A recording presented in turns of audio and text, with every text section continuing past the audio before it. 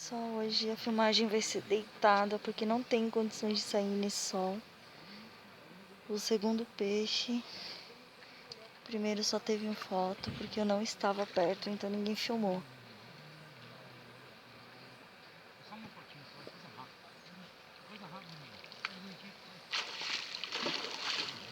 Calma.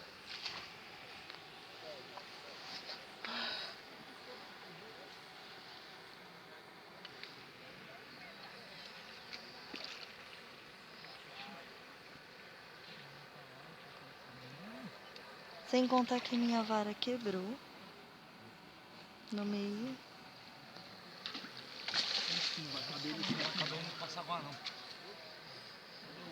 Deixa eu ver se eu acho outro. Pelo visto é grande. Vê se acha aquele redondo. Dá um oi.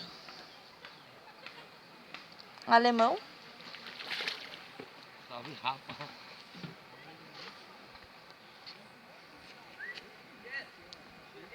É. Ah, tem um aqui, ó.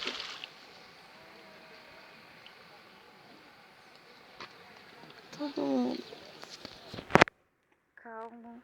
Hoje tá um dia que ninguém tá pegando nada praticamente.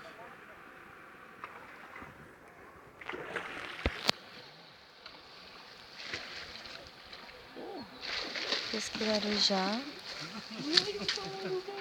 e uma panela. Olha o tamanho deste peixe. Esse agora eu vou ter que levantar e tirar uma foto. Vai, levanta. Esperamos uns 15 aí também. Ah, tem, mano. Quer pegar a balança? Tem Pega, mais, tem mais. pode pegar. Tem mais de 15. Deixa eu pegar a balança. Satisfeito? Pode ir embora? Quê? Satisfeito? Pode ir embora? Não, ainda nós começamos a brincar agora. Por que eu vou embora agora? Agora que começou a brincadeira? Não é não? Caiquinho. Acho que deve ter uns 16. Você é louco, olha o tamanho disso, mano. Pegou o alicate? Dá uma olhada pra ver se não tá indo. E olha, comecei a gravar agora, mas o bicho brigou, viu? Segura ali.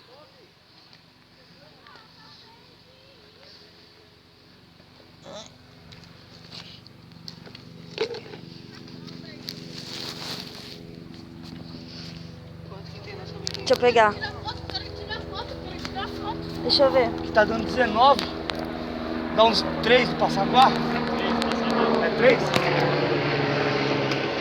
16? Aí, Edu. Você vai aguentar? Aí, Edu, segura essa, irmão. 19 quilos.